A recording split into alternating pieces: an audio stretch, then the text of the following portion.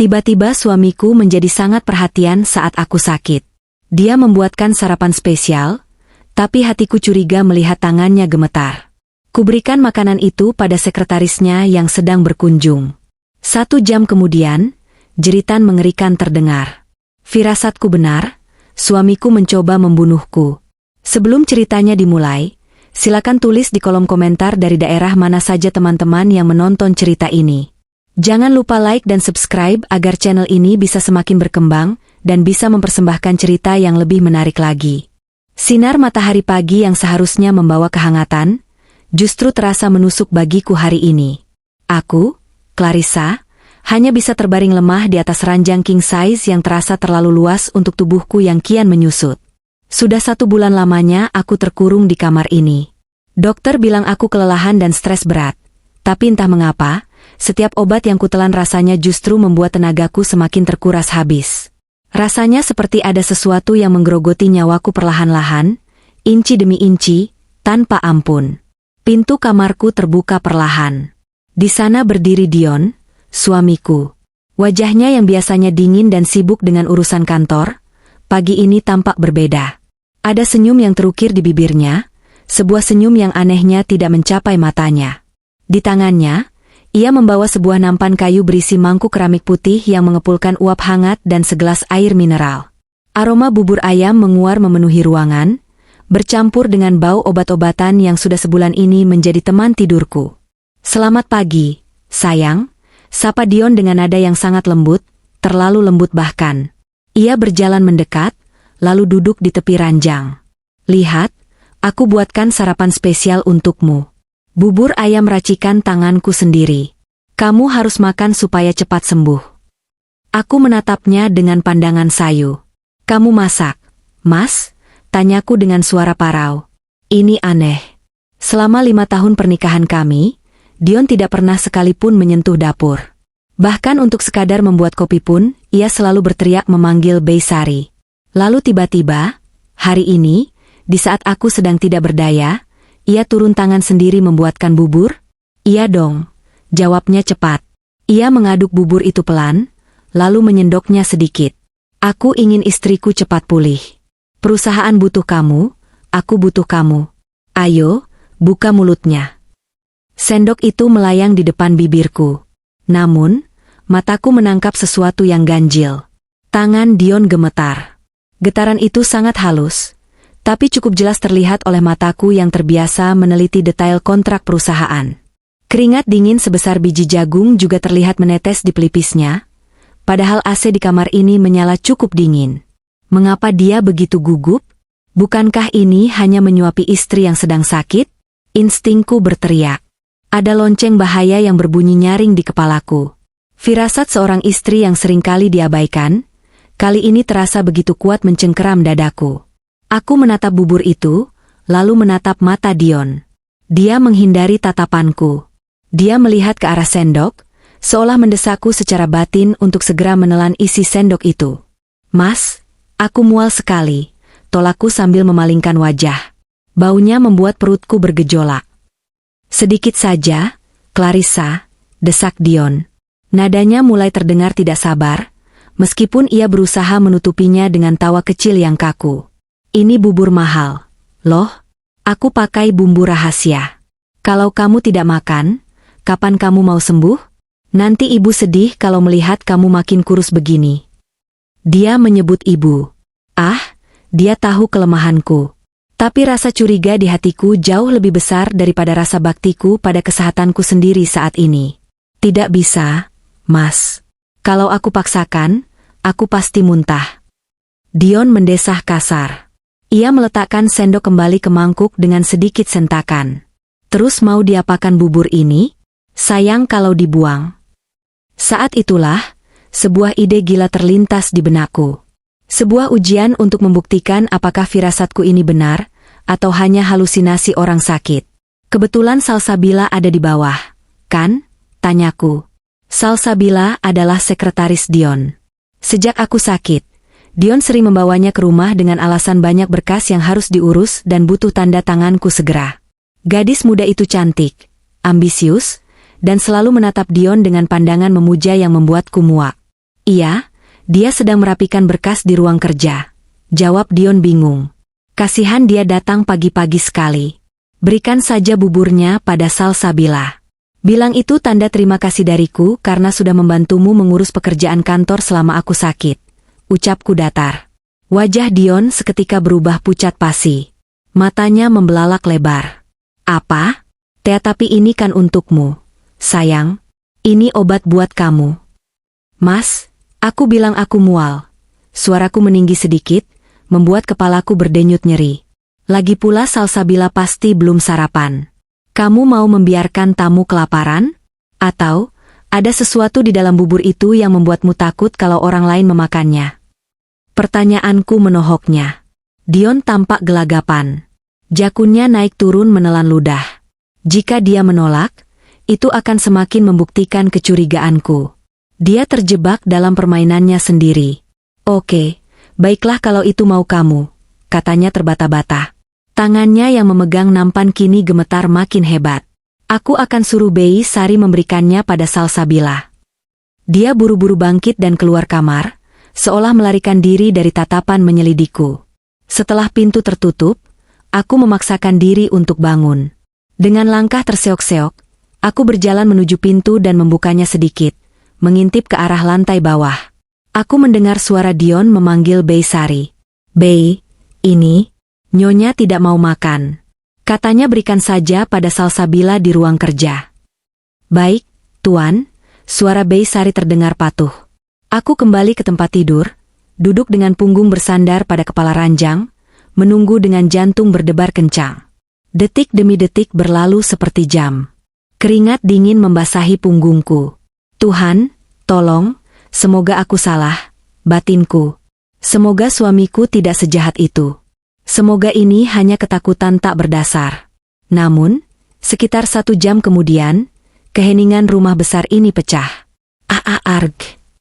Jeritan itu terdengar melengking, penuh rasa sakit dan keputusasaan, datang dari arah ruang kerja di lantai 1. Itu suara Salsabila. Aku memejamkan mata sesaat. Air mata menetes bukan karena sedih, tapi karena kenyataan pahit yang menghantamku. Firasatku benar. Bubur itu bukan tanda cinta, melainkan tiket menuju kematian. Suara gaduh mulai terdengar. Langkah kaki berlarian, suara Bei Sari yang berteriak panik. Tuan, Tuan, Non Salsabila kejang-kejang. Aku menyeret tubuhku keluar kamar. Dari lantai atas, aku melihat pemandangan yang mengerikan di ruang tengah yang terbuka. Salsabila tergeletak di lantai karpet. Tubuhnya mengejang hebat, mulutnya mengeluarkan busa putih bercampur darah. Wajah cantiknya memerah padam, dan dia mencakar lehernya sendiri seolah ada api yang membakar tenggorokannya. Dion berdiri kaku di samping tubuh Salsabila. Wajahnya seputih kertas. Dia tampak seperti orang yang baru saja melihat hantu. Dia tidak bergerak untuk menolong, dia hanya mematung ketakutan. Panggil ambulans. Cepat panggil ambulans. Teriak Bei Sari sambil mengguncang tubuh Salsabila. Aku menuruni tangga perlahan, langkahku yang lemah entah kenapa terasa begitu berat dan berwibawa saat ini. Dion mendongak dan melihatku. Tatapan kami bertemu. Di matanya, aku melihat ketakutan murni. Bukan takut kehilangan sekretarisnya, tapi takut karena rencananya berantakan total. Kenapa panik, Mas? Tanyaku dengan suara dingin yang membelah kegaduhan itu. Bukankah itu cuma bubur ayam? Dion tidak bisa menjawab. Dia hanya menatapku, lalu menatap Salsabila yang mulai kehilangan kesadaran. Di detik itu, perang di antara kami resmi dimulai. Dia mencoba membunuhku, dan sial baginya, aku masih hidup. Ambulans telah membawa Salsabila pergi dengan sirine yang meraung-raung, memecah ketenangan kompleks elit tempat kami tinggal. Polisi pun datang untuk meminta keterangan awal, tapi Dion dengan lihai, dan dengan uang pelicin yang kusaksikan diam-diam dia selipkan, berhasil meyakinkan mereka bahwa ini hanyalah kasus keracunan makanan biasa atau alergi parah. Mungkin dia salah makan di jalan, begitu dalih Dion pada petugas. Aku memilih diam. Belum saatnya aku bicara. Aku butuh bukti yang lebih kuat daripada sekadar asumsi tentang bubur itu. Sekarang, rumah kembali sepi, namun udaranya terasa begitu mencekam. Aku kembali ke kamarku, bukan untuk istirahat, tapi untuk memutar kembali ingatan yang menyakitkan. Bagaimana bisa pernikahanku yang terlihat sempurna ini berubah menjadi arena pembunuhan? Aku memejamkan mata, membiarkan pikiranku melayang mundur ke 3 bulan yang lalu. Saat itu, aku masih Clarissa yang sehat, bugar, dan penuh kuasa. Sebagai pewaris tunggal dari grup Mahardika, perusahaan properti raksasa yang didirikan mendiang ayah, aku terbiasa memegang kendali. Dion adalah manajer operasional yang kunikahi karena dia terlihat sederhana, jujur, dan tidak terintimidasi oleh kesuksesanku. 3 bulan lalu, di ruang kerjaku yang megah, Dion datang dengan wajah kusut. Dia membawa tumpukan dokumen tebal dan meletakkannya di mejaku dengan putus asa. "Kita dalam masalah besar, sayang," katanya waktu itu. Suaranya bergetar, akting yang luar biasa jika ku ngenang sekarang. Proyek resort di Bali gagal total. Kontraktor kabur membawa uang muka, dan investor menuntut ganti rugi sekarang juga. Kita defisit hampir 10 miliar. Aku terkejut. Bagaimana bisa? Aku sudah cek laporannya bulan lalu dan semua aman. Itu laporan yang dimanipulasi oleh tim keuangan lama. Aku baru menemukannya sekarang. Sanggah Dion cepat. Dia menunjukkan lembar-lembar neraca keuangan yang penuh dengan angka merah. Kalau kita tidak bayar minggu ini, aset perusahaan akan disita bank. Rumah ini, kantor, semuanya akan hilang. Nama baik mendiang ayahmu akan hancur. Ketakutan terbesar seorang anak adalah menghancurkan warisan orang tuanya. Dion tahu persis tombol mana yang harus ditekan. Tanpa pikir panjang, aku mempercayainya. Dia adalah suamiku, orang yang bersumpah setia di altar. Mana mungkin dia berbohong soal hal sefatal ini? Apa yang harus kita lakukan, Mas? Tanyaku panik kala itu. Jual aset pribadimu, usul Dion dengan wajah prihatin. Perhiasan, deposito, dan beberapa tanah warisan ibu yang atas namamu. Kita pakai uang itu untuk menambal kerugian sementara sampai aku bisa memutar arus kas. Dan itulah yang kulakukan. Bodohnya aku. Dengan tangan gemetar karena takut mengecewakan arwah ayah, aku menandatangani surat kuasa penjualan aset. Aku mencairkan deposito pribadiku. Total hampir 20 miliar rupiah kuserahkan pada Dion untuk menyelamatkan perusahaan. Kamu istri terbaik, Clarissa. Aku janji akan membereskan ini semua, katanya sambil memelukku erat. Pelukan yang dulu terasa hangat, kini terasa seperti lilitan ular. Setelah uang itu berpindah tangan, kebangkrutan memang tidak terjadi. Dion bilang dia berhasil negosiasi. Tapi anehnya, tidak ada bukti pembayaran utang yang pernah dia tunjukkan padaku. Setiap kali aku bertanya, dia selalu mengalihkan pembicaraan dengan alasan, "Kamu tidak perlu pusing, biar aku yang urus detailnya." Tak lama setelah kejadian itu, kesehatanku mulai menurun. Awalnya hanya pusing biasa dan cepat lelah. Dion menjadi sangat protektif. "Kamu terlalu stres memikirkan perusahaan, sayang. Minum vitamin ini," katanya setiap malam sambil menyodorkan segelas susu dan 2 butir kapsul herbal yang katanya dia beli dari dokter terkenal di luar negeri.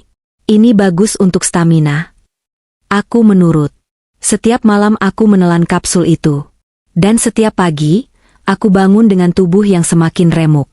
Rambutku mulai rontok, kulitku menjadi kusam dan pucat, dan nafsu makanku hilang. Dokter-dokter yang didatangkan Dion ke rumah, yang entah kenapa selalu dokter yang tidak kukenal, hanya mendiagnosisku dengan depresi berat dan kelelahan kronis. Mereka tidak pernah melakukan tes darah menyeluruh, karena Dion selalu melarang dengan alasan, istriku takut jarum suntik, sebuah kebohongan besar lainnya. Kini, sambil duduk di tepi ranjang memandang pantulan wajahku yang tirus di cermin, kepingan puzzle itu menyatu. Uang 20 miliar itu tidak pernah dipakai untuk membayar utang perusahaan, karena perusahaan tidak pernah bangkrut. Laporan keuangan yang ditunjukkan Dion waktu itu pasti palsu. Aku terlalu panik untuk memeriksanya ulang. Lalu kemana uang itu? Bayangan Salsabila muncul di benakku. Sekretaris baru yang direkrut Dion tepat 3 bulan lalu. Gadis yang selalu memakai barang-barang bermerek yang rasanya mustahil terbeli dengan gaji seorang sekretaris. Tas Hermes yang dibawanya minggu lalu, jam tangan Rolex yang melingkar di tangannya saat dia membantuku menandatangani berkas. Semua itu pasti dibeli dengan uangku. Uang yang kuperoleh dari kerja keras ayah dan ibu. Dion bukan hanya mencuri hartaku. Dia sedang berusaha melenyapkan pemiliknya agar dia bisa menguasai sisanya tanpa gangguan. Dia meracuniku perlahan dengan vitamin, itu agar kematianku terlihat seperti sakit alami. Dan pagi ini, mungkin dia merasa prosesnya terlalu lambat. Atau mungkin dia panik karena aku mulai bertanya soal laporan keuangan lagi kemarin, jadi dia memutuskan untuk mempercepatnya dengan dosis mematikan di dalam bubur ayam itu. Sungguh rencana yang rapi, Mas. Tapi kamu melupakan satu hal.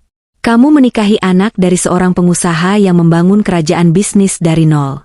Darah petarung mengalir di tubuhku, bukan darah korban. Aku beranjak dari kasur. Kakiku masih gemetar, tapi tekad di dadaku membara seperti api neraka. Aku mengambil ponselku yang tergeletak di nakas. Ada satu orang yang bisa kupercaya. Seseorang dari masa laluku yang disingkirkan Dion secara halus agar tidak bisa mendekatiku. Aku menekan nomor Dr. Adrian, sahabat masa kecilku sekaligus dokter pribadi keluargaku dulu sebelum diganti oleh Dion. Halo, Clarissa? Suara Adrian terdengar kaget di seberang sana. Sudah berbulan-bulan aku tidak menghubunginya karena Dion selalu bilang Adrian sibuk atau sedang di luar negeri. Kamu apa kabar? Kenapa suaramu terdengar begitu lemah? Adrian, aku butuh bantuanmu. Bisikku cepat, mataku waspada menatap pintu kamar yang tertutup. Jangan tanya apa-apa dulu. Datanglah ke rumah lewat pintu belakang. Aku punya sampel makanan yang harus kamu periksa di laboratorium. Dan tolong bawa peralatan untuk mengambil sampel darahku. Clarissa, ada apa sebenarnya? Kamu sakit? Nada suaranya berubah panik. Bukan sakit, Ian, jawabku sambil menatap sisa remah bubur yang menempel di sendok yang tertinggal di nampan di atas meja. Sendok yang seharusnya menyuapkan kematian padaku. Aku sedang diburu. Dan aku butuh bukti untuk memburu balik. Aku mematikan telepon. Napasku memburu. Air mata kemarahan menggenang di pelupuk mata, tapi kuhapus kasar. Tidak ada waktu untuk menangis. Mulai hari ini, Clarissa yang lemah dan penurut sudah mati. Yang tersisa hanyalah seorang istri yang siap menuntut balas. Aku berjalan menuju lemari pakaian, mengambil sebuah kotak kecil tersembunyi di balik tumpukan baju dingin. Di dalamnya ada kunci cadangan ruang kerja Dion. Dulu aku menyimpannya hanya untuk berjaga-jaga jika dia menghilangkan kuncinya. Tapi sekarang, kunci ini adalah gerbang menuju kehancurannya. Malam ini, saat Dion sibuk mengurus kekacauan akibat salsabila di rumah sakit, aku akan masuk ke kandang singa. Aku akan mencari bukti kebusukannya sampai ke akar-akarnya. Bubur beracun itu hanyalah permulaan. Aku akan membuatmu memuntahkan kembali setiap sen uangku yang kau makan, Dion. Dan aku pastikan, rasanya akan jauh lebih menyakitkan daripada racun yang kau berikan pada selingkuhanmu itu. Tunggu pembalasanku, suamiku, desisku pada bayangan kosong di cermin. Permainan baru saja dimulai. Malam ini, di tengah kesunyian rumah yang mencekam pasca insiden bubur beracun itu, aku duduk di kursi kerjaku yang sudah lama tidak kusentuh. Di depanku, layar laptop menyala redup, menampilkan folder-folder tersembunyi yang baru saja kusinkronkan dari ponsel. Pikiranku melayang mundur, kembali ke 1 minggu yang lalu. Momen krusial yang mengubah keraguan-raguan menjadi kepastian yang mematikan. Momen di mana aku menemukan senjata yang kini kugenggam erat untuk menghancurkan mereka. Saat itu, 1 minggu sebelum Dion mencoba meracuniku dengan bubur ayam, kondisiku sedang drop parah. Tubuhku rasanya seperti ditarik gravitasi bumi 2 kali lebih kuat. Tulang-tulangku ngilu, dan setiap kali aku mencoba berdiri, pandanganku berkunang-kunang hitam. Dion pulang larut malam itu, sekitar pukul 11. Aku pura-pura tertidur pulas, mengatur napasku agar terdengar teratur, sebuah kemampuan akting yang terpaksa kukuasai demi bertahan hidup di rumahku sendiri. Dion masuk ke kamar dengan langkah berat. Aroma parfum wanita yang asing, manis, menyengat, murahan, menguar samar dari kemejanya, bercampur dengan bau rokok. Dia tidak langsung mengganti baju atau membersihkan diri. Aku mendengar suara resleting tas kerjanya dibuka kasar, lalu bunyi benda berat diletakkan di atas meja rias, tepat di samping botol-botol obatku. Ponselnya berdering. Dion mengangkatnya dengan suara berbisik. Namun di keheningan malam, aku bisa mendengar setiap katanya sejelas petir di siang bolong. Sabar sayang. Jangan rewel begitu, bisiknya. Nada suaranya penuh kemanjaan, nada yang dulu hanya milikku. Aku tahu kamu mual-mual terus. Sabar ya, minggu depan semuanya selesai. Dia makin lemah. Dokter bilang organnya mulai gagal fungsi pelan-pelan. Warisan itu sebentar lagi cair. Jantungku berhenti berdetak sesaat. Darah di tubuhku rasanya membeku. Dia makin lemah, organnya gagal fungsi. Dia membicarakan aku. Suamiku sendiri sedang membicarakan kematianku seolah-olah itu adalah proyek bisnis yang tinggal menunggu tanggal jatuh tempo. Iya, aku sudah beli bumbu tambahannya tadi. Mahal sekali, tapi penjualnya jamin ini tidak berbau dan tidak berasa. Efeknya akan terlihat seperti serangan jantung atau gagal ginjal. Tenang saja, polisi tidak akan curiga. Kamu jaga kesehatannya, jangan sampai stres, kasihan baby kita. Baby? Kata itu menghantamku lebih keras daripada vonis kematianku sendiri. Dion mematikan telepon, lalu melangkah menuju kamar mandi. Suara gemericik air shower mulai terdengar. Ini kesempatanku. Mungkin satu-satunya kesempatan yang kupunya. Dengan sisa tenaga yang dipacu oleh adrenalin dan kemarahan, aku bangun dari tempat tidur. Kepalaku berputar hebat, tapi aku mengabaikannya. Aku menyeret kakiku menuju meja rias tempat Dion meletakkan tas kerjanya. Tas kulit hitam bermerek Louis Vuitton itu, hadiah ulang tahun dariku tahun lalu, tergeletak di sana seperti kotak Pandora yang menunggu untuk dibuka. Tanganku gemetar hebat saat membuka resletingnya. Mataku awas menatap pintu kamar mandi, berdoa agar Dion mandi cukup lama. Di dalam tas itu, di antara tumpukan berkas kantor yang berantakan, aku menemukan benda-benda yang menjadi bukti pengkhianatan paling keji. Benda pertama yang kutarik adalah sebuah amplop putih besar dengan logo sebuah klinik kandungan di Jakarta Selatan. Tanganku yang dingin membuka amplop itu. Di dalamnya ada hasil USG. Foto janin yang masih berupa gumpalan kecil, tapi cukup jelas untuk menghancurkan hatiku berkeping-keping. Di pojok kanan atas tertera nama pasien, Salsabila Anggraini. Usia kandungan, 8 minggu. Air mataku menetes jatuh ke atas kertas hasil USG itu. 8 minggu. Berarti mereka sudah berhubungan jauh sebelum aku mulai sakit-sakitan.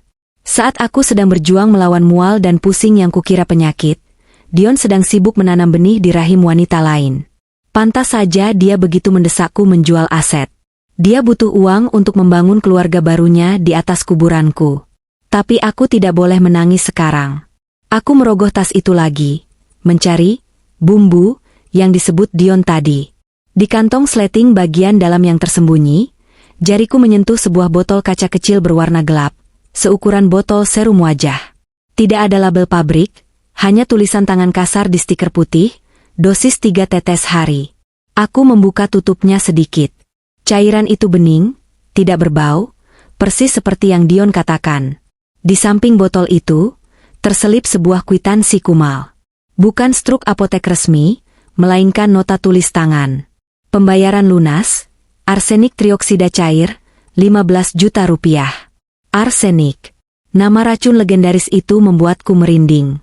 Zat mematikan yang tidak berasa, tidak berbau, dan gejalanya mirip dengan keracunan makanan atau penyakit lambung biasa. Jadi, selama ini, vitamin malam yang dipaksakan Dion padaku adalah racun ini. Dia membunuhku pelan-pelan, menikmati proses saat aku merintih kesakitan, sambil berpura-pura menjadi suami siaga. Waktu menipis. Suara air shower berhenti sejenak, lalu terdengar lagi. Dia mungkin sedang memakai sabun. Aku harus cepat. Aku mengambil ponselku, memotret semua bukti itu. Hasil USG, nama Salsabila, botol racun, dan kwitansi pembelian ilegal itu.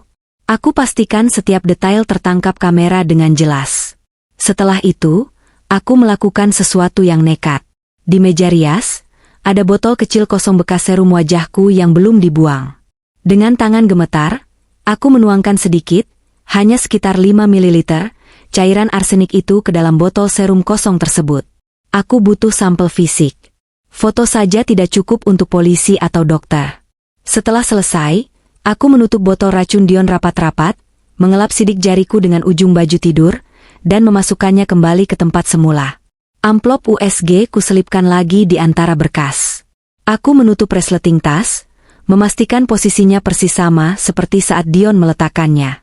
Baru saja aku kembali merebahkan diri di kasur dan menarik selimut sampai dagu, pintu kamar mandi terbuka. Dion keluar dengan handuk melilit di pinggang, bersiul kecil. Dia terlihat begitu santai, begitu segar, tanpa beban dosa sedikit pun. Dia berjalan ke arah meja rias, mengambil sisir di dekat tas kerjanya. Jantungku berdegup begitu kencang sampai rasanya rusukku mau patah. Dia melirik ke arahku lewat cermin. "Sudah tidur ya?" gumamnya pelan. Aku tidak menjawab, menjaga ritme napasku tetap lambat. Dion tersenyum sinis pada pantulanku di cermin. "Tidur yang nyenyak, istriku. Mimpi indah selagi bisa." Malam itu, di bawah selimut yang tebal, aku tidak tidur sedetik pun. Aku menggenggam botol serum berisi sampel racun itu di balik bantal. Rasa cinta yang tersisa untuk Dion lenyap tak berbekas, digantikan oleh dinginnya dendam. Dia pikir aku domba yang sedang menunggu disembelih, tapi malam ini, aku telah menemukan taringku. Aku tahu rahasianya. Aku tahu kelemahannya. Dan yang paling penting, aku tahu dia punya anak haram yang akan menjadi titik terlemahnya. Salsabila hamil. Dion seorang pembunuh. Kombinasi fakta ini adalah senjata nuklir yang akan kuledakkan tepat di wajah mereka saat waktunya tiba. Kembali ke masa kini, beberapa jam setelah Salsabila dibawa ambulans. Rumah besar ini terasa hening, tapi itu adalah keheningan sebelum badai. Bei Sari masih di dapur, mungkin sedang menangis ketakutan karena merasa bersalah menyajikan bubur itu, padahal dia tidak tahu apa-apa. Aku mendengar ketukan pelan di pintu belakang. Itu pasti Adrian. Sesuai dugaanku, dia datang lewat pintu servis agar tidak terekam CCTV kompleks di gerbang utama yang aksesnya dipegang Dion. Aku bergegas turun, membukakan pintu. Wajah Adrian tampak cemas. Begitu melihatku, matanya membelalak. "Ya Tuhan, Clarissa, kamu kurus sekali." Tanpa babe ibu, dia langsung memelukku. Pelukan seorang sahabat yang tulus, kontras sekali dengan pelukan palsu Dion. Aku menahan tangis, tapi fokusku harus tetap tajam. "Kita tidak punya banyak waktu, Ian," kataku sambil melepaskan pelukan. Dion masih di rumah sakit mengurus selingkuhannya, tapi dia pasti segera pulang untuk memusnahkan bukti. Aku membawa Adrian ke kamar tamu yang terkunci, tempat yang tidak pernah dimasuki Dion. Di sana, aku menyerahkan dua hal padanya. Pertama, wadah plastik berisi sisa bubur ayam yang sempat kuciduk dari mangkuk sebelum Bei Sari mencucinya tadi. Kedua, botol serum kecil berisi sampel cairan arsenik yang kucuri seminggu lalu. "Periksa ini di lab MU," perintahku tegas. Aku butuh hasil tertulis hitam di atas putih yang menyatakan bahwa zat di botol ini sama dengan zat yang ada di bubur itu. Dan aku juga butuh kamu mengambil darahku sekarang. Pasti masih ada residu racun di tubuhku. Adrian mengangguk, wajahnya mengeras menahan amarah. Dia mengeluarkan peralatan medis dari tasnya. Jarum suntik menembus kulit lenganku yang pucat. Darah merah pekat mengalir mengisi tabung vakum. "Kalau dugaanmu benar ini arsenik," kata Adrian sambil melabeli tabung darahku, "dosis yang dia berikan selama ini pasti kecil tapi konsisten. Arsenik merusak saraf, ginjal, dan hati. Tapi bubur hari ini, kalau melihat reaksi sekretaris itu, dosisnya pasti mematikan." Dion sudah tidak sabar lagi. "Clarissa, dia butuh uangnya segera," jawabku dingin. "Salsabila hamil. Dia butuh warisanku cair sebelum anak itu lahir agar dia bisa menceraikanku, atau menguburku, dan hidup bahagia dengan uangku." "Bajingan," desis Adrian. "Apa rencanamu selanjutnya? Kita lapor polisi sekarang." "Jangan dulu," potongku cepat.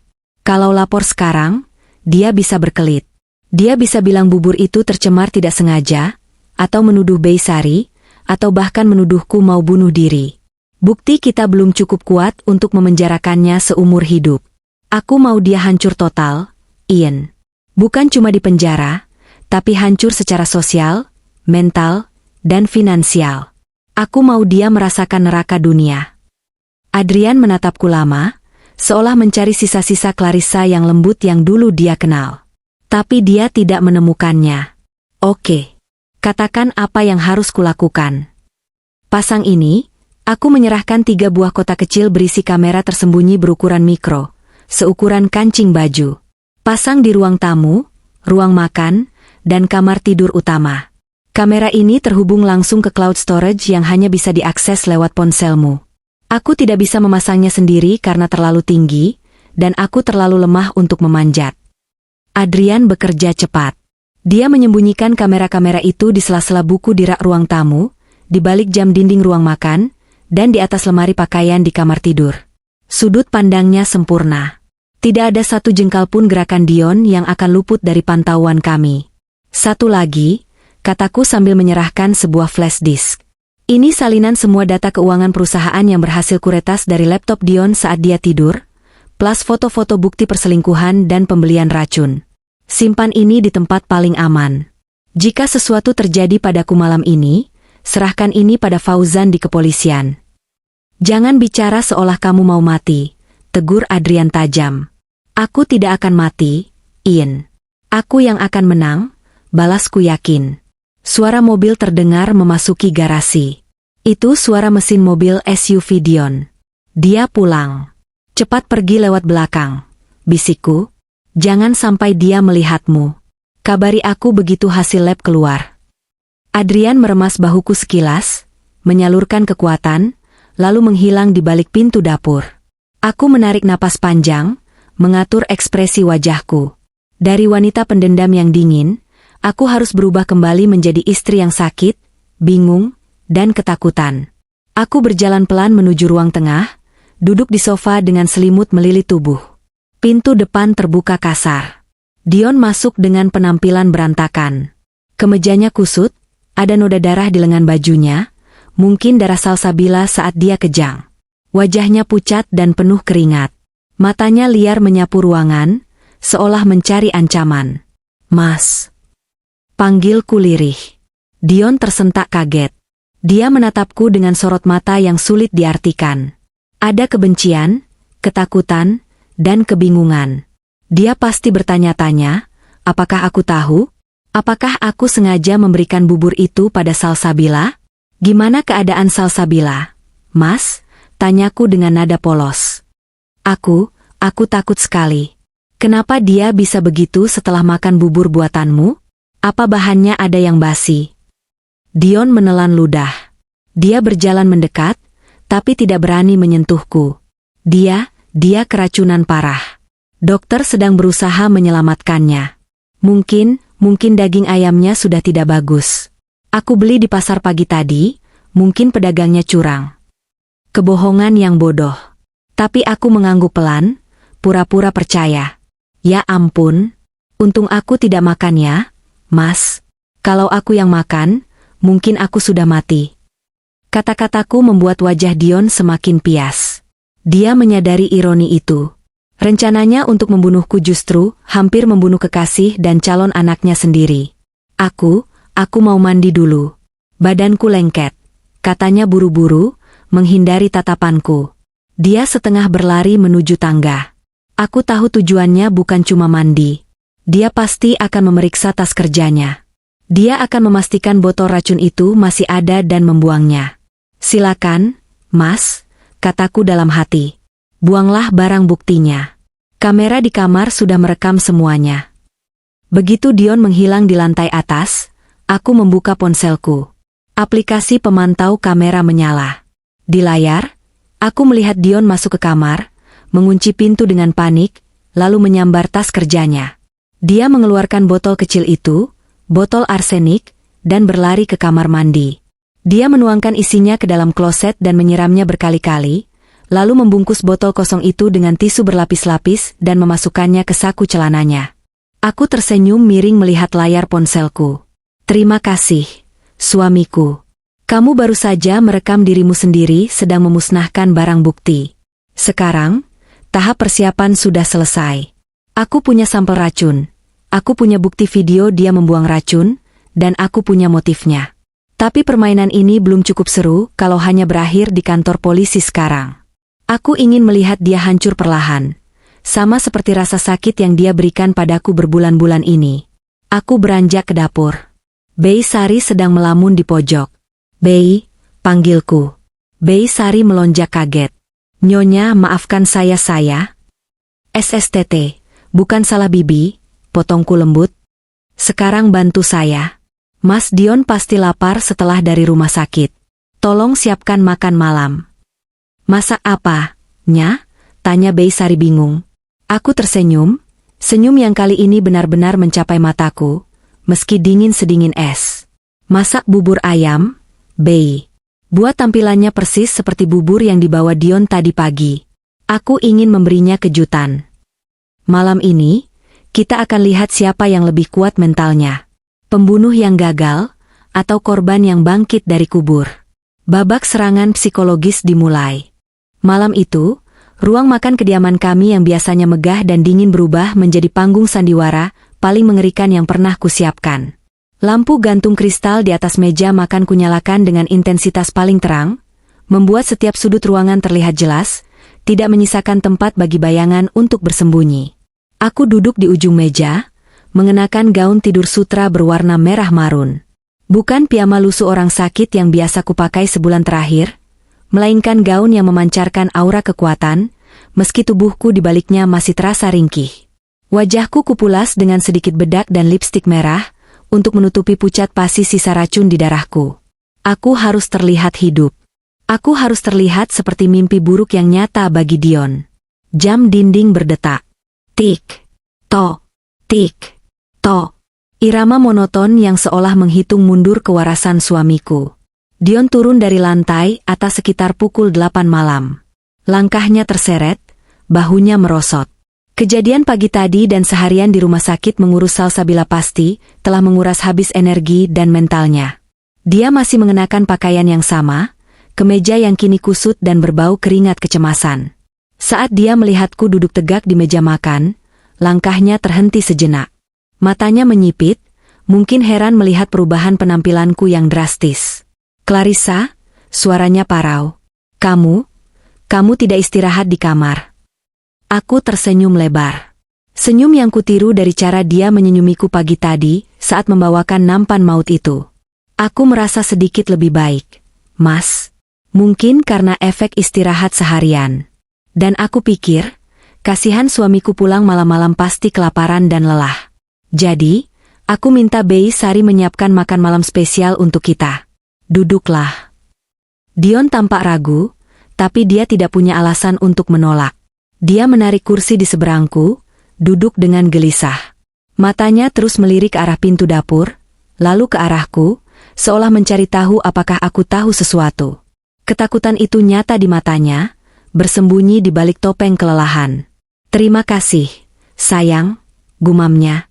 "Sebenarnya aku tidak terlalu lapar." Kejadian Salsabila tadi benar-benar membuatku syok. "Justru karena itu kamu harus makan, Mas," sahutku lembut. "Kamu butuh tenaga untuk menyelesaikan semua urusanmu, kan?" Aku memberi isyarat tangan. Bei Sari keluar dari dapur dengan nampan tertutup. Dia berjalan dengan kepala tertunduk, tangannya sedikit gemetar saat meletakkan mangkuk tertutup itu tepat di depan Dion. Bei Sari tahu rencanaku, dan ketakutan wanita tua itu justru menambah bumbu ketegangan di ruangan ini. Dion yang paranoid pasti menangkap kegugupan Bei Sari. "Silakan, Mas," ujarku. Dion membuka penutup mangkuk itu. Seketika, uap panas mengepul keluar, membawa aroma yang sangat familiar. Aroma bawang goreng, suiran ayam, dan kaldu yang gurih. Mata Dion membelalak lebar. Wajahnya yang pucat berubah menjadi kehijauan. Di hadapannya, tersaji semangkuk bubur ayam. Tampilannya persis 100% dengan bubur yang dia buatkan untukku pagi tadi.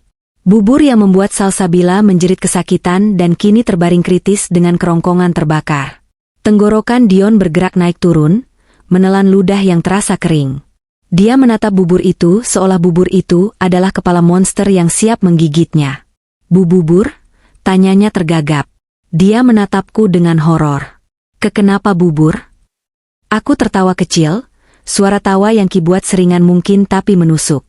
"Loh, bukannya pagi tadi kamu bilang bubur ayam itu bagus untuk kesehatan? Kamu masak spesial buat aku, tapi sayangnya aku tidak bisa memakannya. Jadi, aku minta Bei Sari membuatkan replikanya khusus untukmu malam ini." Anggap saja sebagai bentuk kasih sayang istri yang ingin membalas perhatian suaminya. Kenapa? Kamu tidak suka? Dion terdiam kaku. Keringat dingin mulai bercucuran di pelipisnya, mengalir turun melewati pipinya yang tirus. Tangannya mencengkeram tepi meja, hingga buku-buku jarinya memutih. Otaknya pasti sedang berputar kencang, dipenuhi pertanyaan-pertanyaan mematikan. Apakah Clarissa tahu? Apakah dia menaruh racun yang sama di bubur ini? Apakah ini balas dendam? Atau ini hanya kebetulan? Ketidakpastian itulah yang menjadi senjataku. Jika aku langsung menodongnya dengan pistol, dia hanya akan takut mati. Tapi dengan ini, dia takut pada pikirannya sendiri. Ayo dimakan, Mas. Mumpung hangat. Desaku, nada suaraku mulai sedikit menekan. Aku perhatikan resepnya sama persis dengan yang kamu buat. Bei Sari bahkan menggunakan bumbu dari toples yang sama di dapur. Kata, bumbu, membuatnya tersentak. Dia tahu persis, bumbu, apa yang dia masukkan pagi tadi. Arsenik. Perutku sedang tidak enak. Clarissa, tolaknya, berusaha mendorong mangkuk itu menjauh perlahan. Aku makan roti saja nanti. Jangan begitu dong, rengekku manja, tapi mataku menatapnya tajam tanpa kedip. Kamu menghargai usahaku, kan? Pagi tadi aku menolak masakanmu karena aku sakit, dan kamu terlihat kecewa sekali. Sekarang kamu menolak masakanku? Apa kamu curiga ada sesuatu di dalamnya? Pertanyaan itu menohok tepat di jantung ketakutannya. Dion terpojok. Jika dia menolak keras, dia akan terlihat mencurigakan. Jika dia makan, dia bertaruh nyawa. Dia terjebak dalam perangkap yang dia ciptakan sendiri. Dengan tangan gemetar hebat, lebih hebat dari getaran tangannya pagi tadi, Dion mengangkat sendok. Denting sendok beradu dengan mangkuk keramik terdengar nyaring di ruangan yang sunyi itu. Dia menyendok sedikit bubur, mengangkatnya ke mulut. Aku menahan napas, menikmati setiap detik penderitaannya. Dia mendekatkan sendok itu ke bibirnya, hidungnya kembang kempis mencium aroma bubur itu, mencoba mendeteksi bau bahan kimia. Tapi dia lupa, arsenik yang dia beli tidak berbau. Dia tidak akan pernah tahu apakah bubur itu beracun atau tidak sampai dia menelannya. Tepat saat sendok itu menyentuh bibirnya, aku menekan tombol di ponselku yang tersembunyi di bawah meja. Arg. Panas. Sakit. Suara jeritan Salsabila meledak dari speaker Bluetooth yang kusembunyikan di balik tirai jendela di belakang punggung Dion. Suaranya begitu keras, begitu nyata, dan begitu mengerikan. Itu adalah rekaman suara yang sempat tertangkap CCTV ruang tengah pagi tadi, yang audionya sudah kuedit dan kuperjelas. Hah? Dion berteriak kaget. Dia melompat dari kursinya, menyenggol mangkuk bubur hingga tumpah ruah ke atas meja dan lantai. Sendok terlempar berdenting keras. Napasnya memburu, matanya liar mencari sumber suara. Suara apa itu? Siapa itu? Aku duduk tenang, tidak bergerak sedikit pun. Aku menatapnya dengan wajah datar, tanpa ekspresi kaget. Suara apa, Mas? Aku tidak mendengar apa-apa. Dion menatapku tak percaya. Kamu gila? Itu tadi suara jeritan. Suara Salsabila menjerit. Mas, kamu pasti kelelahan. Jawabku dingin. Rumah ini sunyi senyap. Tidak ada siapa-siapa selain kita dan Bei Sari. Tidak. Aku mendengarnya. Jelas sekali, teriak Dion. Dia mundur menjauh dari meja, memegang kepalanya dengan kedua tangan. Wajahnya merah padam karena panik dan marah. Kamu mempermainkan aku ya? Kamu menaruh speaker di sini? Kenapa kamu paranoid sekali, Mas? Tanyaku sambil berdiri perlahan. Aku berjalan memutari meja, mendekatinya seperti predator mengintai mangsa yang terluka. Apa yang kamu takutkan? Suara jeritan wanita yang keracunan? Kenapa suara itu menghantuimu?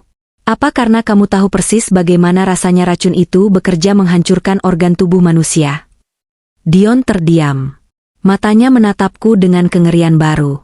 Dia mulai menyadari bahwa istri yang selama ini dia anggap bodoh dan lemah, kini berdiri di hadapannya sebagai sosok yang sama sekali berbeda. Kamu. Bisiknya, suaranya bergetar. Apa maksudmu? Duduklah kembali, Mas. Buburnya tumpah. Sayang sekali, kataku sambil menunjuk bubur yang berserakan di lantai. Padahal itu tidak beracun. Sama sekali tidak ada racunnya. Bei Sari memasaknya dengan cinta, bukan dengan arsenik. Kata arsenik menggantung di udara, berat dan mematikan. Kaki Dion lemas. Dia mundur hingga punggungnya menabrak dinding. Dia menatapku seolah aku adalah hantu yang bangkit dari kubur untuk menuntut balas. Serangan psikologis ini berhasil. Mentalnya runtuh. Dia bukan lagi pria manipulatif yang memegang kendali. Dia hanyalah tikus yang terpojok, ketakutan pada bayangannya sendiri, dan yang lebih parah, dia mulai meragukan realitas di sekitarnya. Apakah jeritan tadi nyata? Apakah bubur itu beracun? Apakah aku tahu segalanya? Ketidakpastian itu membunuhnya lebih cepat daripada racun manapun. Dan aku, Clarissa, baru saja memulai hidangan utamanya. Suasana di ruang makan kini bukan lagi tegang, melainkan pecah berantakan. Bubur ayam yang tumpah di lantai menjadi saksi bisu kekalahan mental Dion. Dia berdiri terimpit di dinding, napasnya tersengal-sengal seperti orang yang baru saja lari maraton menghindari kejaran setan. Matanya yang merah menatapku dengan campuran rasa takut dan benci. Topeng suami penyayang yang selama ini dia pakai sudah retak sepenuhnya, menampakkan wajah aslinya yang pengecut dan bengis. Kau, desisnya, menunjuk wajahku dengan jari telunjuk yang gemetar. Kau tahu sesuatu, kan? Jangan main-main denganku, Clarissa. Kau pikir kau siapa? Kau cuma wanita sakit-sakitan yang hidupnya bergantung padaku. Aku tertawa. Kali ini tawaku lepas, keras, dan menggema di seluruh ruangan. Tawa yang berisi kepahitan sekaligus kepuasan melihatnya begitu rapuh. Bergantung padamu? Oh, Mas Dion sayang, kamu terbalik. Selama ini, kamulah parasit yang menempel di hidupku. Kamu yang bergantung pada uangku, pada namaku, pada warisan ayahku. Tutup mulutmu, bentaknya. Dia mencoba maju untuk mengintimidasi, mengangkat tangannya seolah hendak menamparku. Namun, aku tidak mundur 1 inci pun. Aku menegakkan punggungku, menatap matanya dengan nyalang. Coba saja sentuh aku, tantangku dingin. 1 jari saja kamu menyentuhku, polisi yang sudah menunggu aba-abaku akan mendobrak pintu itu. Ancaman itu membuatnya membeku. Tangannya berhenti di udara. Polisi? Tanyanya ragu. Kau menggertak. Kau tidak punya bukti apa-apa. Polisi sudah percaya kalau Salsabila keracunan makanan basi. Benarkah? Aku berjalan santai menuju meja samping tempat tasku berada. Aku mengambil sebuah amplop coklat tebal yang tadi diantarkan kurir. Sebenarnya itu Adrian yang menyelinap lagi lewat pos satpam perumahan. Mari kita bicara soal fakta, Mas. Karena sepertinya kamu sudah lupa cara berkata jujur. Aku melemparkan amplop itu ke dadanya. Amplop itu jatuh ke lantai, isinya berhamburan keluar. Kertas-kertas hasil laboratorium, cetakan rekening koran, dan foto-foto. Dion menunduk. Matanya terpaku pada 1 lembar kertas dengan kop surat laboratorium medis Dr. Adrian. Di sana tertulis jelas dengan tinta tebal, positif arsenik trioksida. Konsentrasi mematikan. Itu hasil lab dari sisa bubur yang kau berikan pagi tadi. Jelasku dengan nada seperti guru yang sedang menjelaskan pelajaran pada murid yang bodoh. Aku mengambil sampelnya sebelum Bei Sari mencuci mangkuknya. Dan bukan cuma itu, Mas. Lihat kertas di sebelahnya. Dion dengan tangan gemetar memungut kertas lain. Itu adalah hasil tes darahku sendiri yang diambil Adrian sore tadi. Darahku mengandung residu arsenik dosis rendah. Lanjutku. Bukti bahwa kau sudah meracuniku secara sistematis selama berbulan-bulan lewat vitamin mahalmu itu. Kau membunuhku perlahan, Mas. Kau menyiksa istrimu sendiri demi uang. Ini rekayasa, teriak Dion, meremas kertas itu hingga lecek. Wajahnya pucat pasi, tapi dia masih berusaha menyangkal. Insting bertahan hidupnya membuatnya menjadi pembual yang gigih. Adrian itu temanmu. Dia pasti memalsukan ini semua karena dia cemburu padaku. Dia ingin menghancurkan rumah tangga kita. Oh, ya? Lalu bagaimana dengan ini? Aku mengambil tablet pintarku, menyalakannya, dan memutar sebuah video. Aku menghadapkan layarnya ke wajah Dion. Di layar itu, terlihat jelas rekaman dari kamera tersembunyi di kamar tidur kami sore tadi. Video Dion yang sedang panik mengambil botol racun dari tas kerjanya, berlari ke kamar mandi, menuangkannya ke kloset, dan membungkus botol kosongnya. Kualitas videonya jernih, resolusi tinggi, menampilkan setiap detail keringat ketakutan di wajahnya. Kau memusnahkan barang bukti, Mas, kataku datar. Tapi kau lupa, di zaman sekarang, mata ada di mana-mana. Video ini sudah tersimpan di cloud dan sudah kuteruskan ke email penyidik kepolisian. Kau mau menyangkal apa lagi? Bilang kalau kau sedang menuang sirup ke toilet? Dion terhuyung ke belakang. Kakinya menabrak kursi hingga terjungkal. Dia kehilangan kata-kata. Bukti itu terlalu telak. Tidak ada celah untuk berbohong lagi. Kebenaran telanjang kini berdiri di hadapannya, menelanjangi segala dosanya. Kenapa, Clarissa? Tanyanya lirih, suaranya pecah hampir menangis. Tapi bukan tangis penyesalan, melainkan tangis kekalahan. Kenapa kau lakukan ini padaku? Aku suamimu. Kenapa? Aku merasakan kemarahan yang selama ini kutahan meledak di dadaku. Kau tanya kenapa? Karena kau mencoba membunuhku, sialan. Karena kau berselingkuh dengan sekretaris murah itu di belakangku. Karena kau mencuri uang perusahaan ayahku. Aku melangkah maju, memungut satu lembar foto terakhir yang masih tergeletak di lantai. Foto hasil USG Salsabila yang kupotret dari tasnya minggu lalu. Aku menempelkan foto itu ke dadanya dengan kasar. Dan karena kau mau menggantikan aku dengan dia, bisikku tajam. Kau mau aku mati supaya kau bisa hidup bahagia dengan Salsabila dan anak harammu ini di rumahku, dengan uangku. Benar, kan? Mata Dion membelalak melihat foto USG itu. Rahasianya yang paling dalam, yang dia pikir tersimpan rapat, ternyata sudah kutebak sejak lama. Kau tahu soal bayi itu. Aku tahu semuanya, Dion. Sejak minggu lalu. Saat kau sibuk merencanakan kematianku di telepon dengan pelacur itu, aku mendengarnya. Saat kau tidur nyenyak setelah menaruh racun di minumanku, aku memeriksa tasmu. Aku tahu semuanya. Dion merosot ke lantai. Dia duduk bersimpuh di antara tumpahan bubur dan kertas-kertas bukti kejahatannya. Dia terlihat menyedihkan. Pria yang dulu kuanggap gagah dan pelindungku, kini tak lebih dari onggokan sampah. Maafkan aku, Clarissa. Dia mulai merengek, mencoba meraih ujung gaunku. Taktik terakhir seorang manipulator, memelas belas kasihan. Aku hilaf. Aku dipengaruhi Salsabila. Dia yang memaksaku. Dia yang minta uang, dia yang menyuruhku beli racun itu. Aku sebenarnya tidak mau, sayang. Aku masih mencintaimu. Tolong, jangan lapor polisi. Kita bisa perbaiki ini. Aku akan usir Salsabila. Aku akan kembalikan uangmu. Tolong.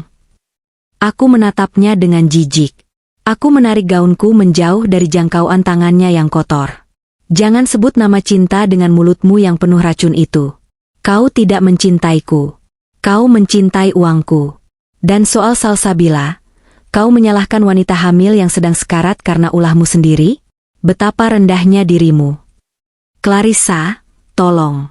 Pikirkan nama baik keluarga kita. Pikirkan ibu. Dia memohon, air mata buaya mengalir di pipinya.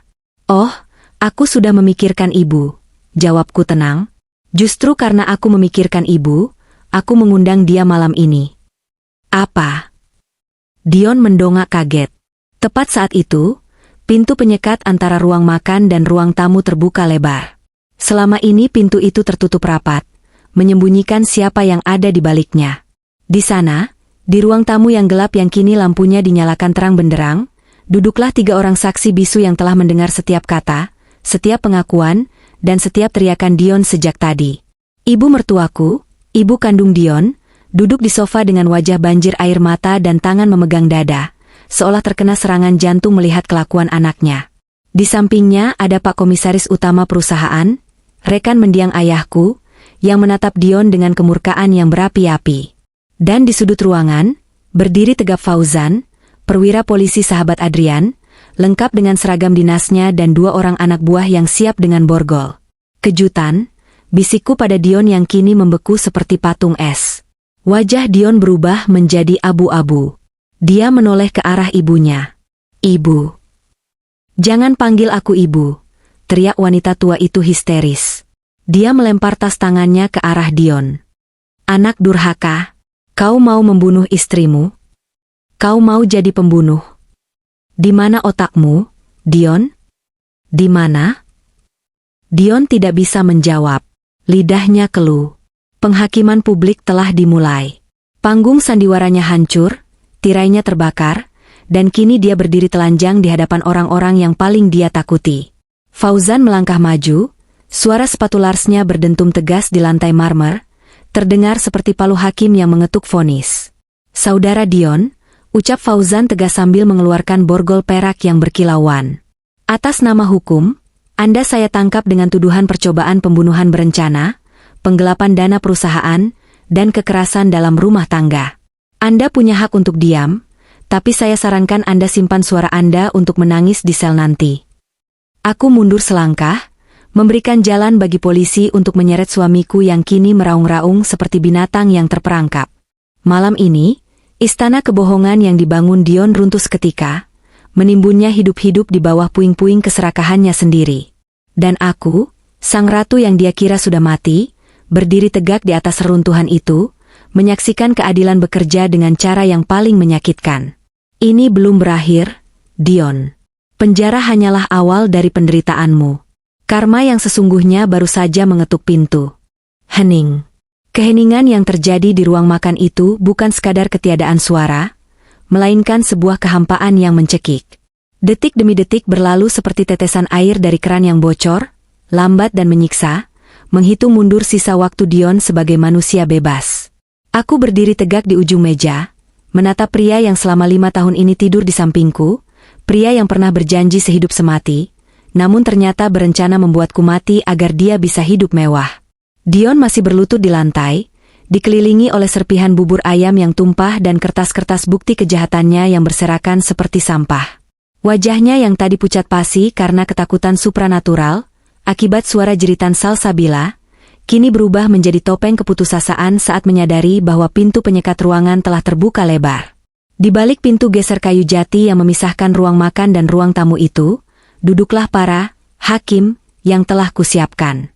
Cahaya lampu ruang tamu yang benderang menyinari wajah-wajah mereka yang dipenuhi ekspresi horor, jijik, dan kemurkaan. "Ibu." Suara Dion tercekat di tenggorokan, keluar seperti cicitan tikus yang terinjak. Ibu mertuaku, Bu Ratna, duduk di sofa kulit berwarna coklat tua. Tangannya mencengkeram dadanya sendiri seolah jantungnya baru saja diremas tangan tak kasat mata. Wajah tua itu basah kuyup oleh air mata.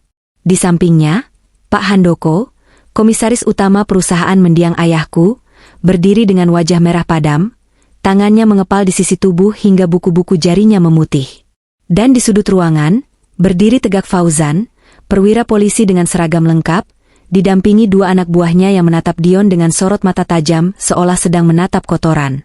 Dion mencoba bangkit, kakinya goyah seperti agar-agar. Dia merangkak, merangkak di atas lantai marmer yang dingin menuju kaki ibunya. "Ibu, Bu, tolong Dion," racaunya histeris. Dia meraih ujung kebaya ibunya dengan tangan yang kotor terkena sisa bubur. "Ini salah paham, Bu.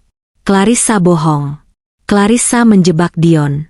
Dia gila, Bu. Istriku gila. Jangan sentuh aku." Teriakan Bu Ratna memecah udara, begitu keras dan melengking hingga membuat kaca jendela bergetar. Wanita yang selama ini selalu memanjakan Dion, yang selalu membelanya setiap kali kami bertengkar kecil, kini menendang bahu anaknya sendiri hingga Dion terguling ke belakang. "Ibu?" Dion menatap ibunya dengan mata terbelalak, tak percaya. Bu Ratna berdiri, tubuhnya gemetar hebat. Dia menunjuk wajah Dion dengan jari telunjuk yang bengkok karena radang sendi, namun penuh dengan kekuatan amarah seorang ibu yang kecewa. "Aku tidak pernah melahirkan pembunuh. Aku melahirkan manusia, Dion. Bukan iblis. Tega-teganya kamu mau membunuh istrimu sendiri? Istri yang sudah mengangkat derajat kita? Istri yang melunasi utang pengobatan bapakmu dulu?" Napas Bu Ratna tersengal-sengal. Bei Sari yang berdiri di belakang sofa segera maju memegangi bahu majikan tuanya itu, takut wanita itu pingsan. Bu, dengarkan Dion dulu. Dion mencoba membela diri lagi, air matanya bercucuran deras, bercampur dengan keringat dingin dan ingus. Penampilannya sungguh jauh dari citra pengusaha muda sukses yang selama ini dia banggakan di media sosial. Diam kamu, potong Pak Handoko. Suara bariton pria tua itu menggelegar. Dia melangkah maju, menatap Dion dengan jijik. Saya mendengar semuanya dari balik pintu itu, Dion. Saya mendengar kamu mengakui soal racun itu. Saya melihat videomu membuang barang bukti di toilet. Kamu pikir kami bodoh? Kamu pikir perusahaan ini mainan? Pak Handoko melemparkan sebuah map merah ke wajah Dion. Map itu menghantam pipinya dengan keras sebelum jatuh ke lantai. Mulai detik ini, kamu dipecat tidak hormat dari seluruh posisi di grup Mahardika. Dan jangan harap kamu bisa mendapat pesangon 1 rupiah pun. Tim audit independen sudah menemukan aliran dana yang kamu gelapkan ke rekening perempuan simpananmu itu. 30 miliar, Dion. 30 miliar uang perusahaan kamu curi untuk berfoya-foya dan membeli racun. Angka itu membuat Bu Ratna semakin histeris. Dia menangis meraung-raung, memukuli dadanya sendiri. Ya Allah, Gusti, apa salah hamba mendidik anak? Kenapa jadi begini? Aku hanya diam menyaksikan drama keluarga ini. Hatiku sudah beku. Tidak ada rasa kasihan sedikit pun melihat Dion hancur. Justru, ada kepuasan aneh yang menjalar di nadiku. Rasa puas melihat keadilan ditegakkan bukan oleh hukum, tapi oleh orang-orang yang paling dia sayangi. Cukup sandiwaranya, ucapku dingin, suaraku membelah kegaduhan itu. Aku menatap Fauzan. Pak Fauzan, silakan bawa sampah ini keluar dari rumah saya. Baunya membuat saya mual. Fauzan mengangguk tegas. Dia memberi isyarat pada kedua anak buahnya. Tangkap dia. 2 polisi bertubuh kekar itu maju serentak. Mereka menyentak lengan Dion kasar, memaksanya berdiri, lalu memelintir tangannya ke belakang punggung. Bunyi klik logam yang beradu terdengar nyaring saat borgol perak mengunci pergelangan tangan Dion. Tidak. Lepaskan. Kalian salah tangkap. Saya bukan kriminal. Dion memberontak liar, menendang-nendang udara. Clarissa, tolong aku. Sayang, maafkan aku. Aku hilaf. Jangan biarkan mereka membawaku. Aku suamimu. Aku berjalan mendekatinya, sangat dekat hingga aku bisa mencium bau asam keringat ketakutan yang menguar dari tubuhnya. Aku menatap matanya dalam-dalam. Kau bukan suamiku lagi, Dion, bisikku pelan namun tajam. Suamiku sudah mati saat dia memutuskan untuk menaruh arsenik di dalam gelas susuku 3 bulan lalu. Yang berdiri di depanku sekarang hanyalah terdakwa kasus percobaan pembunuhan berencana. Clarissa. Dia merintih, matanya memancarkan ketakutan murni. Penjara itu neraka, jangan masukkan aku ke sana. Nikmati nerakamu, Mas.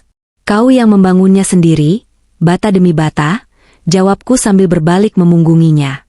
Polisi menyeretnya keluar. Dion terus berteriak, memanggil nama ibunya, memanggil namaku, bahkan memanggil Tuhan yang sudah lama dia lupakan.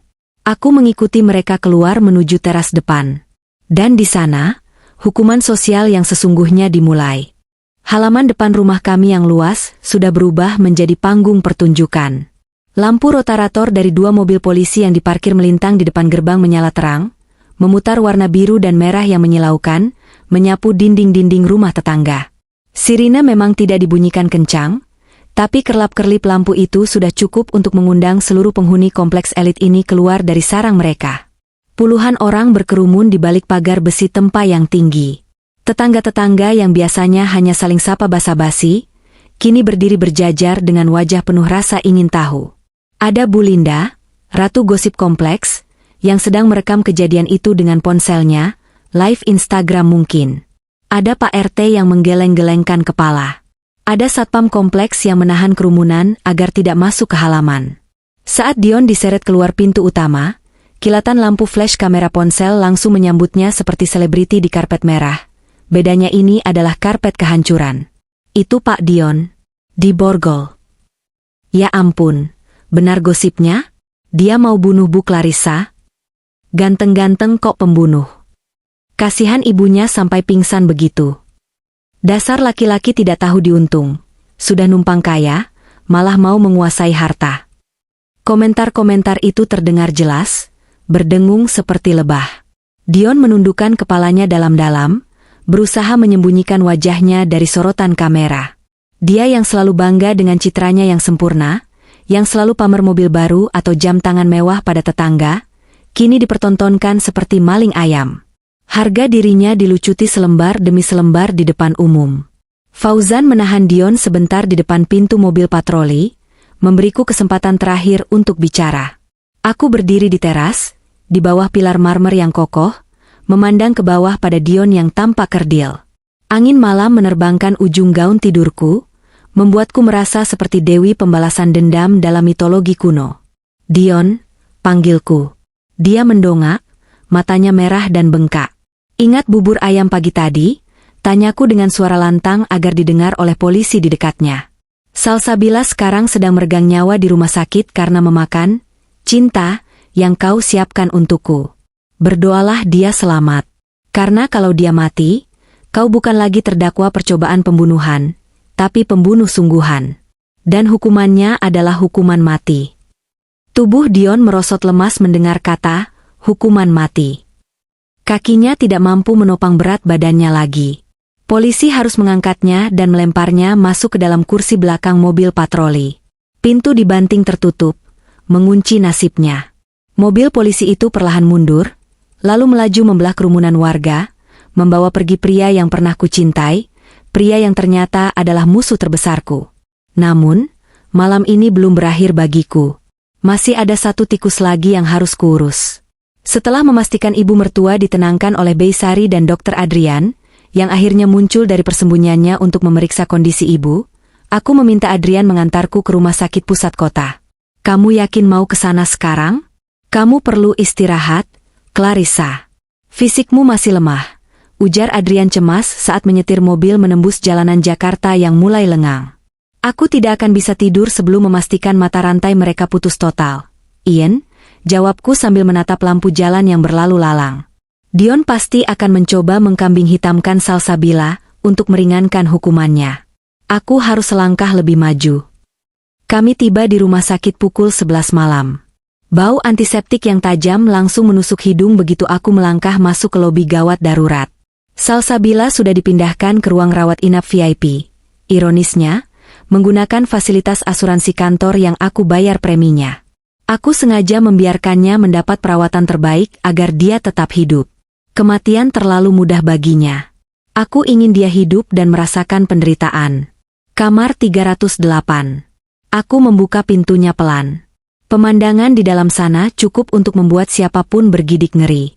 Salsabila terbaring di ranjang dengan kondisi mengenaskan. Wajahnya yang dulu ia banggakan, yang membuatnya merasa lebih unggul dariku, kini bengkak tidak karuan. Kulitnya memerah, dipenuhi ruam melepuh yang basah, efek reaksi alergi ekstrim terhadap racun kimia keras itu. Matanya bengkak hingga nyaris tertutup. Bibirnya pecah-pecah, menghitam seperti terbakar. Selang oksigen menempel di hidungnya, dan infus terpasang di kedua lengannya yang penuh lebam jarum. Dia sadar, tapi tampak sangat lemah. Saat melihatku masuk, tubuhnya menegang. Monitor detak jantung di samping ranjang berbunyi lebih cepat. Bep, bep, bep. Nyonya. Suaranya terdengar mengerikan, serak, parau, dan berdesis. Seolah pita suaranya telah diamplas kasar. Cairan arsenik itu pasti telah membakar kerongkongannya. Aku menarik kursi besi di sudut ruangan, menyeretnya hingga menimbulkan bunyi seret yang ngilu di lantai, lalu duduk tepat di samping ranjangnya.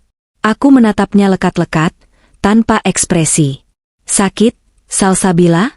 Tanyaku lembut, nada yang kontras dengan kekejaman pertanyaannya.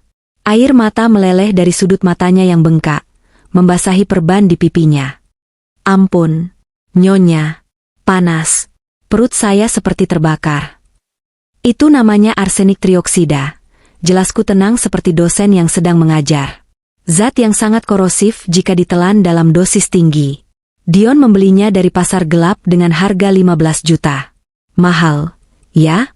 Untuk membunuhku, dia rela keluar uang sebanyak itu. Sayangnya, kamulah yang menikmatinya. Saya tidak tahu. Salsabila terisak, setiap tarikan napas terdengar menyakitkan baginya. Dion bilang itu bubur biasa, dia bilang dia masak buat nyonya. Berhenti berbohong, potongku tajam. Aku mengeluarkan ponselku, membuka galeri foto, dan menunjukkan foto hasil USG yang kutemukan di tas Dion seminggu lalu. Aku tahu kau hamil. Aku tahu kau mendesak Dion untuk segera membunuhku agar kalian bisa menikah sebelum perutmu membesar. Kau bahkan mengirim pesan padanya, jangan lupa dosisnya ditambah, Mas. Dia terlalu lama matinya. Ingat pesan itu? Mata Salsabila melebar di balik bengkaknya. Dia tidak menyangka aku tahu sedetail itu. Itu Dion yang suruh. Dia yang merencanakan semua?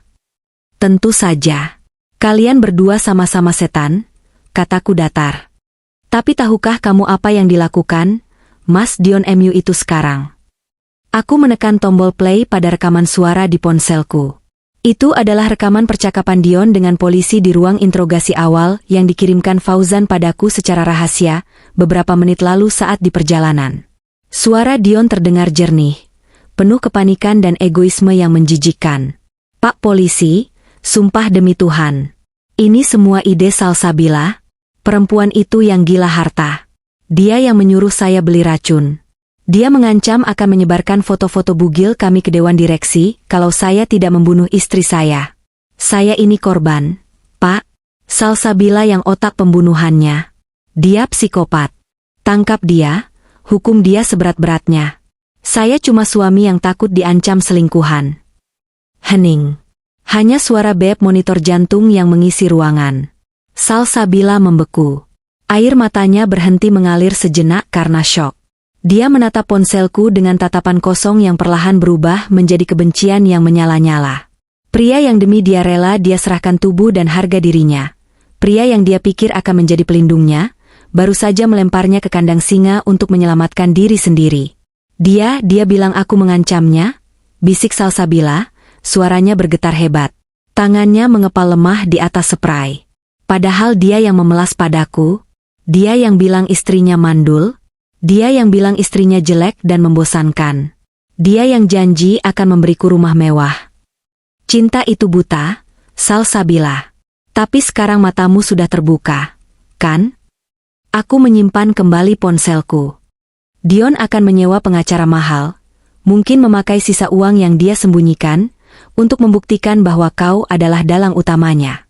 Dan dengan kondisimu yang hamil, serta bukti chat di mana kau menyuruh dia menambah dosis racun, hakim akan sangat mudah percaya bahwa kaulah wanita jahat yang memanipulasi suami orang. Tidak. Salsabila menggeleng panik, rasa sakit fisiknya kini kalah oleh rasa takut akan penjara. Nyonya, tolong saya tidak mau mati di penjara, bayi saya. Aku mencondongkan tubuh ke depan, menatap matanya tajam. Inilah momen kuncinya. Aku bisa membantumu, bisikku, bukan membebaskanmu, kau tetap bersalah dan harus dihukum. Tapi aku bisa memastikan kau tidak mendapat hukuman maksimal. Apa syaratnya? Jadilah saksi mahkota, perintahku tegas. Besok pagi, tim penyidik akan datang ke sini. Ceritakan semuanya. Serahkan semua bukti chat, rekaman telepon, dan foto-foto yang kau simpan di ponselmu. Bongkar semua kebusukan Dion. Katakan pada polisi bahwa Dionlah yang membeli racun itu, Dion yang merencanakan tanggal eksekusinya, dan Dion yang memaksamu diam. Hancurkan dia di pengadilan. Kalau saya lakukan itu, Nyonya akan tolong saya. Aku akan bicara pada jaksa penuntut. Aku akan bilang bahwa kau kooperatif dan berada di bawah tekanan Dion. Itu bisa meringankan hukumanmu dari seumur hidup menjadi mungkin 5 atau 6 tahun. Kau masih bisa melihat anakmu tumbuh, Salsabila. Salsabila menangis tergugu. Dia mengangguk cepat, berkali-kali. Saya akan lakukan, Nyonya. Saya akan bongkar semuanya. Saya mau Dion busuk di penjara. Bajingan itu harus bayar.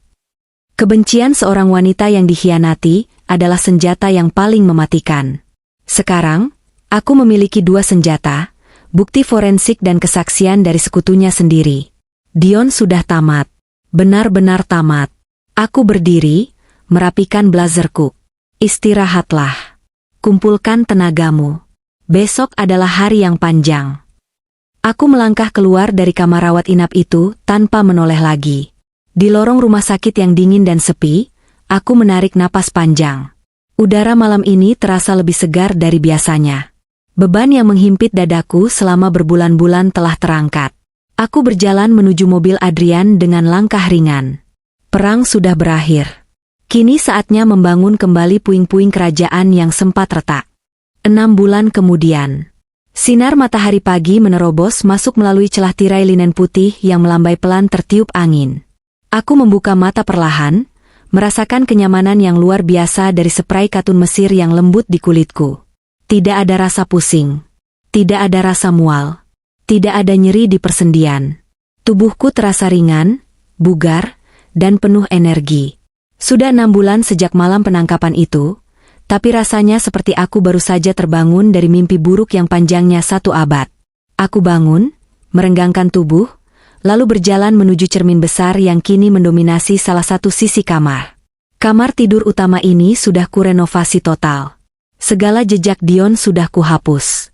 Dinding yang dulu berwarna abu-abu suram, pilihan Dion, kini kubuat berwarna krem hangat dengan aksen emas. Kasur, lemari, bahkan karpet, semuanya baru. Aku tidak sudi tidur di atas benda-benda yang pernah disentuh oleh pengkhianat itu. Pantulan di cermin menunjukkan seorang wanita yang nyaris tak kugenali.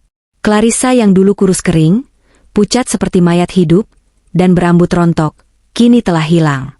Di hadapanku berdiri seorang wanita berusia 29 tahun yang glowing. Berat badanku sudah kembali ideal. Pipiku berisi dan merona merah alami. Rambutku tumbuh lebat, hitam berkilau, kupotong model bob pendek yang cik dan tegas.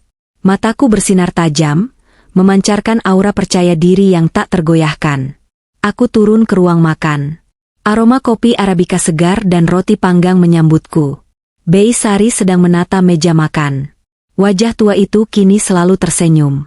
"Selamat pagi, Nyonya," sapanya ceria. "Sarapan sudah siap. Omelette jamur dan jus kale, sesuai permintaan Dokter Adrian." Ah, Adrian. Nama itu kini membawa kehangatan tersendiri di hatiku. Hubungan kami berkembang secara organik, perlahan tapi pasti. Dia tidak pernah memaksaku. Dia hadir sebagai sahabat, lalu sebagai dokter, dan kini sebagai seseorang yang spesial. Dia adalah antitesis dari Dion. Tulus, tidak gila harta, dan selalu memprioritaskan keselamatanku. "Terima kasih, Bei." Aku duduk dan mulai menyantap sarapanku dengan lahap. Makanan yang sesungguhnya. Makanan yang tidak dibumbui racun tikus. Betapa nikmatnya rasa aman itu. Setelah sarapan, aku berangkat ke kantor. Sopir baruku, Pak Ujang, membukakan pintu mobil sedan mewahku. Di perjalanan, aku memeriksa tablet. Laporan keuangan kuartal ini menunjukkan grafik hijau yang menanjak tajam. Sejak Dion dipecat dan tim manajemen baru masuk, kebocoran dana berhasil ditambal. Investor kembali percaya. Grup Mahardika bangkit lebih kuat dari sebelumnya. Sesampainya di lobi kantor, para karyawan menyapaku dengan hormat. "Selamat pagi, Bu Clarissa." Bukan rasa takut yang kulihat di mata mereka, melainkan rasa segan dan kagum. Mereka tahu apa yang terjadi padaku. Kisahku sempat viral di media sosial, sebagai CEO wanita yang membongkar kejahatan suami. Alih-alih malu, aku justru mendapat simpati dan dukungan publik yang luar biasa. Aku menjadi simbol kekuatan wanita yang menolak menjadi korban. Siang harinya, Fauzan datang ke ruanganku membawa kabar yang sudah kutunggu-tunggu. Amplop coklat dengan stempel pengadilan. "Vonis sudah ingkrah, berkekuatan hukum tetap, Clarissa," kata Fauzan sambil menyerahkan berkas itu. Dia duduk di sofa tamu, melepas topi polisinya. Dion tidak mengajukan banding. Pengacaranya menyerah. Aku membuka berkas itu. Mataku menyapu barisan kalimat putusan hakim. Terdakwa Dion Pratama. Terbukti secara sah dan meyakinkan melakukan tindak pidana percobaan pembunuhan berencana dan penggelapan dana. Dijatuhi hukuman penjara selama 20 tahun. 20 tahun. Dia akan masuk penjara di usia 30, dan baru akan keluar di usia 50 tahun, itu pun kalau dia bertahan hidup. Masa mudanya habis di balik jeruji besi. Dan Salsabila? Tanyaku. 5 tahun penjara, jawab Fauzan. Hakim mempertimbangkan kesaksiannya yang membongkar peran Dion, serta kondisi bayinya. Dia melahirkan minggu lalu di Rutan, Clarissa. Oh. Aku mengangkat alis. Bayi laki-laki. Tapi kondisinya lemah. Efek racun yang ditelan ibunya saat hamil memengaruhi perkembangan janin. Bayinya lahir dengan kelainan paru-paru dan harus dirawat intensif. Dinas sosial sudah mengambil alih hak asuhnya karena Salsabila di penjara dan tidak punya keluarga yang mau menerima. Salsabila, dia depresi berat. Dia meraung-raung minta bertemu anaknya, tapi tidak diizinkan. Karma bekerja dengan cara yang misterius dan presisi. Salsabila ingin merebut hartaku demi anak itu, tapi sekarang dia kehilangan segalanya. Kebebasan, kesehatan, dan anaknya sendiri. Ada satu hal lagi, Fauzan terlihat ragu sejenak. Dion mengajukan permohonan kunjungan. Dia ingin bertemu kamu sebelum dipindahkan ke lapas Nusa Kambangan besok lusa. Dia bilang dia ingin minta maaf. Aku terdiam, memutar pulpen mahal di jari-jariku. Apakah aku perlu menemuinya? Sebagian diriku ingin menutup buku ini selamanya tanpa melihat wajahnya lagi. Tapi sebagian lain, bagian yang ingin memastikan kemenangan mutlak, merasa perlu untuk melihat hasil karyaku. Aku perlu melihat reruntuhan manusia bernama Dion itu dengan mata kepalaku sendiri. Baik. Atur jadwalnya sore ini, putusku. Pukul 3 sore, aku melangkah masuk ke Rutan Salemba. Udara di sini lembab, berbau keringat lama dan karbol murah yang menyengat. Aku mengenakan gaun terusan hitam yang elegan, kacamata hitam, dan tas Hermes. Tas yang dulu ingin sekali dibeli Salsabila dengan uang curiannya. Penampilanku sangat kontras dengan lingkungan suram ini. Petugas membawaku ke ruang kunjungan khusus. Di balik dinding kaca tebal yang memisahkan dunia bebas dan dunia terhukum, duduklah seorang pria. Aku nyaris terlonjak kaget. Apakah itu Dion? Pria di balik kaca itu tampak seperti kakek-kakek. Kepala botaknya dipenuhi koreng, mungkin karena kutu atau jamur air penjara yang kotor. Tubuhnya kurus kering, tulang pipinya menonjol tajam, membuat matanya yang cekung terlihat seperti lubang hitam. Kulitnya kusam, abu-abu, dan penuh bekas garukan. Dia mengenakan baju tahanan oranye yang kedodoran. Saat dia melihatku, dia langsung menempelkan telapak tangannya ke kaca. Tangannya gemetar hebat, kuku-kukunya hitam dan panjang. Clarissa. Suaranya terdengar lewat interkom, serak, putus-putus, dan menyedihkan. Kamu datang. Ya Tuhan, kamu cantik sekali, kamu bersinar. Aku duduk dengan anggun, menatapnya tanpa emosi. Aku mengangkat gagang telepon di sisiku perlahan. Halo, Dion. Kau terlihat berbeda. Dion tertawa histeris, tawa yang terdengar gila. Berbeda? Aku hancur.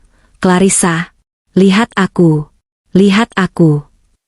Dia menarik kerah bajunya, memperlihatkan leher dan dadanya yang penuh luka lebam dan bekas sundutan rokok. Di sini neraka. Tahanan lain tahu kasusku. Mereka benci suami yang mau bunuh istri. Aku dipukuli setiap hari. Aku jadi bulan-bulanan preman Blok C. Mereka mengambil jatah makanku. Mereka memaksaku memijat kaki mereka. Air mata mulai mengalir di pipi kotornya. Dan makanannya. Clarissa, makanannya. Matanya meliar ketakutan. Nasi cadong itu keras seperti batu. Baunya busuk. Dan aku tidak berani memakannya. Kenapa? Tanyaku datar. Karena aku takut diracun. Teriak Dion, suaranya pecah. Setiap kali aku melihat makanan, aku melihat bubur itu. Aku membayangkan ada arsenik di dalamnya. Aku paranoid. Aku tidak bisa makan.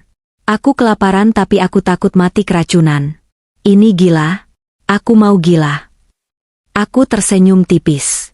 Ironi yang sempurna. Ketakutan yang dia tanamkan padaku selama berbulan-bulan, kini berbalik menyerangnya 1000 kali lipat. Dia dihantui oleh bayangannya sendiri. Dia mati kelaparan karena diteror oleh racun imajiner, sementara dulu dia memaksaku menelan racun sungguhan. Itu namanya keadilan. Mas, ucapku tenang, kau menuai badai yang kau tabur. Clarissa, tolong aku. Dion mulai menangis terseduh-seduh, memukulkan keningnya ke kaca. Aku tidak kuat 20 tahun. Aku akan mati di sini dalam sebulan. Tolong cabut tuntutanmu. Atau kirimi aku uang. Kirimi aku makanan yang aman. Tolong. Aku suamimu. Kita pernah saling mencintai. Uang? Aku tertawa kecil. Asetmu sudah habis, Dion. Rumah orang tuamu sudah disita bank untuk menutupi sebagian kecil kerugian perusahaan. Mobilmu, jam tanganmu, semuanya sudah dilelang. Ibumu sekarang tinggal di panti jompo milik pemerintah di pinggiran kota. Dia tidak mau menemuimu lagi. Kau tidak punya siapa-siapa. Kau miskin. Kau sendirian. Dion ternganga. Kabar tentang ibunya tampaknya menjadi pukulan terakhir yang meruntuhkan sisa kewarasannya. Ibu di panti jompo? Ya. Dia malu punya anak sepertimu. Dia membuangmu, sama seperti kau mencoba membuangku. Aku berdiri. Waktu kunjunganku sudah habis. Dan aku sudah melihat cukup. Aku sudah melihat kehancurannya. Selamat tinggal, Dion. Nikmati liburan panjangmu di Nusa Kambangan. Kudengar di sana lebih sunyi. Cocok untuk merenung. Clarissa, jangan pergi. Jangan tinggalkan aku. Dion berteriak histeris, mencakar-cakar kaca pembatas. Ampun. Aku menyesal. Clarissa ah. Dua petugas penjara langsung menyergapnya, menyeret tubuh kurus itu menjauh dari kaca. Dion meronta-ronta seperti binatang liar, meneriakkan namaku dan nama ibunya bergantian sampai suaranya hilang ditelan pintu besi yang tertutup berdebum. Hening kembali. Aku meletakkan gagang telepon itu. Menghela napas panjang, lalu berbalik dan berjalan keluar. Langkah kakiku bergema mantap di lorong penjara. Tidak ada lagi keraguan. Tidak ada lagi rasa sakit. Di luar gerbang rutan, sebuah mobil SUV hitam mengkilap sudah menunggu. Adrian berdiri di sampingnya, bersandar santai dengan kemeja putih yang lengan bajunya digulung, memperlihatkan jam tangan sederhana. Dia tersenyum hangat saat melihatku keluar. Senyum yang tulus, tanpa kepalsuan. Sudah selesai? Tanyanya lembut. Aku memandang langit Jakarta yang mulai berwarna jingga kemerahan. Matahari terbenam yang indah, menandakan berakhirnya hari yang panjang dan akan datangnya esok yang baru. Sudah, jawabku mantap, membalas senyumnya. Sudah benar-benar selesai. Masa laluku sudah terkunci di dalam sana. Adrian membukakan pintu mobil untukku. Kalau begitu, mari kita rayakan masa depan. Aku tahu tempat makan malam yang enak. Tenang saja, menunya steak, bukan bubur. Kami berdua tertawa lepas. Tawa yang renyah dan penuh kelegaan. Aku masuk ke dalam mobil, meninggalkan gedung penjara yang suram itu di belakang punggungku. Hidup itu lucu. 6 bulan lalu, aku adalah wanita yang sekarat, dikhianati, dan dianggap tak berguna. Hari ini, aku adalah wanita paling bahagia dan paling kuat di dunia. Aku, Clarissa, telah melewati api penyucian dan keluar sebagai emas murni. Dan bagi mereka yang mencoba membakarku, mereka hanyalah abu yang tertiup angin. Mobil kami melaju menembus senja, menuju cakrawala yang tak terbatas. Kisah balas dendamku telah usai. Kisah kebahagiaanku baru saja dimulai.